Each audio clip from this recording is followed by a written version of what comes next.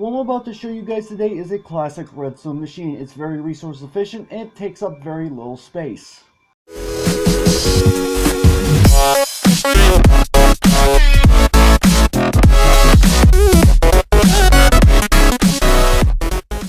What's up, agents? Zero here, welcome back to another Minecraft Redstone video. Today I'm going to be showing you guys how to build this toggleable nether portal. Now, toggleable nether portals are nothing new in any case. They've been around for a long time. However, every time there are new components added into Redstone, how they are built usually ends up changing.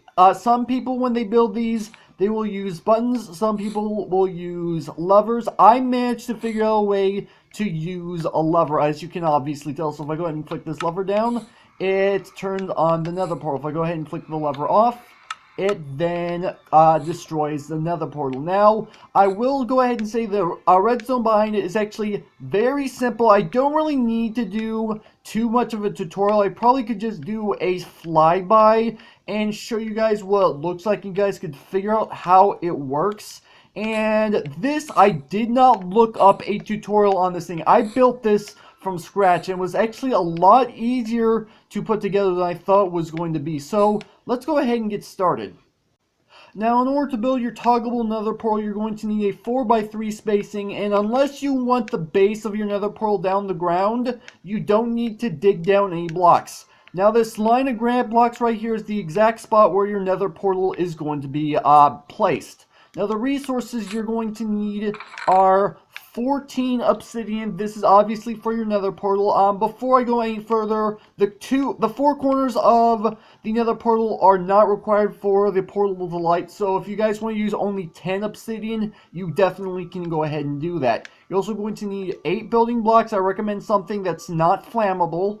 3 redstone dust, 1 comparator, 1 redstone torch, 1 lever, 2 dispensers, 1 dropper, 1 hopper, 1 observer, 1 water bucket, 1 flint and steel, and you're also going to need 1 item, of which is going to end up activating your redstone comparator. In this case, I'm using a stick. It really doesn't matter what you're using. First thing you want to do is go ahead and build your nether portal. I think every single one of you knows exactly how to build a nether portal, so I'm not even going to bother explaining how it's done. I'm just going to go ahead and build it. So there we go. We've got our nether portal all built. So let's go ahead and put away the obsidian for right now. Now what you want to do is go ahead and place down a temporary block right here. Go ahead and come to this side, place down a dispenser facing in that direction. You can go ahead and break this block if you want to.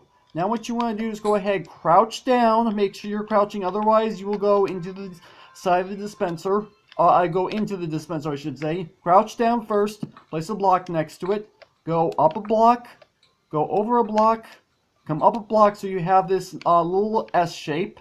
Come to this side, go ahead and place down your other dispenser facing in this direction. Go ahead and let's go ahead and put down a lever right here. Make sure your lever is on the second block up, so it's directly next to this corner of the nether portal, next to this dispenser. Go ahead and place a block down right here with a piece of redstone dust on top of it. Go ahead and come up a block right here, place down a redstone torch right here. Come to this side, go ahead and get out your dropper. Place it off the side of this redstone torch. It should go off. Go ahead and come down, crouch down again, otherwise you'll go into the inventory. Take out your hopper, place it directly into the dropper. This will create your hopper dropper monostable circuit. Now what you want to do is you want to place a block, 1 in front and 1 below your hopper, so it's just like this. Go ahead and place a comparator coming out the side of this. Go ahead and go into your dropper, placing your item. This will activate your hopper dropper monostable circuit when it gets turned on. Go ahead and come over here, go ahead and crouch down, otherwise you will actually turn on the front torch, so you don't want to do that. Go ahead and crouch down, place your observer facing up. So now if we come down, the face of the observer is looking down at the comparator. Go ahead and place a block next to the observer, so it's in between the observer on one side and the dispenser, I should say, on the other side. Take out your redstone dust, place 2 along just like this. Your circuitry is now effectively done. So if we go ahead and flick this lever down, we should hear 1 click. If we go ahead and flick this lever up, we should hear 2 clicks. There we go. So it's working exactly as it should. So if we go ahead and go inside this bottom corner dispenser, go ahead and place in your flint and steel. If you guys really want to, you can fill this thing up with as many flint and steel as you want to, because it does actually use up the durability of the flint and steel. I think you guys should know that by now. Go inside of this dispenser in the top corner, placing your water bucket. And that is actually everything all completely done. So let's go ahead and test it. If we flick this down, the nether portal turns on. If we go ahead and flick this up, the nether portal turns off. And other than that, you are now completely done with your toggleable nether portal.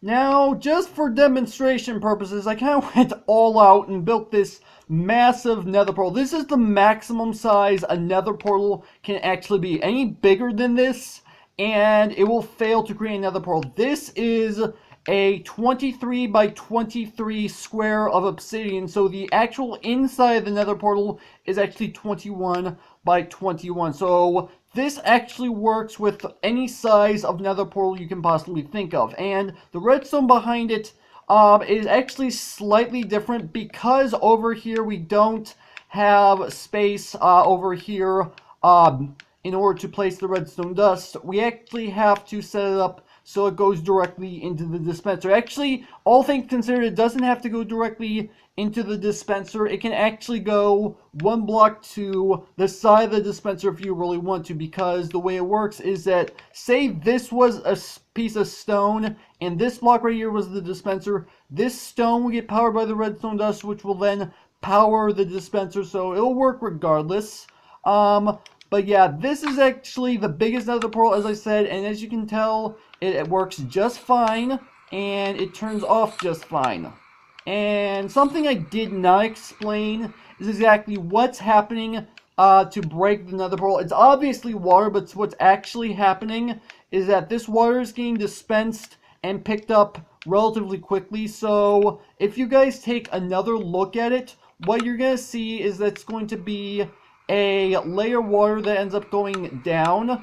So it does not actually end up flowing everywhere. And the reason why it's working the way it is in combination with this hopper dropper monostable circuit and this observer. Basically what happens is that when you turn it on, this redstone dust will power this dispenser with the flint and steel, which will unpower this redstone torch. When you turn it off, this redstone torch will turn back on. That'll power this dropper.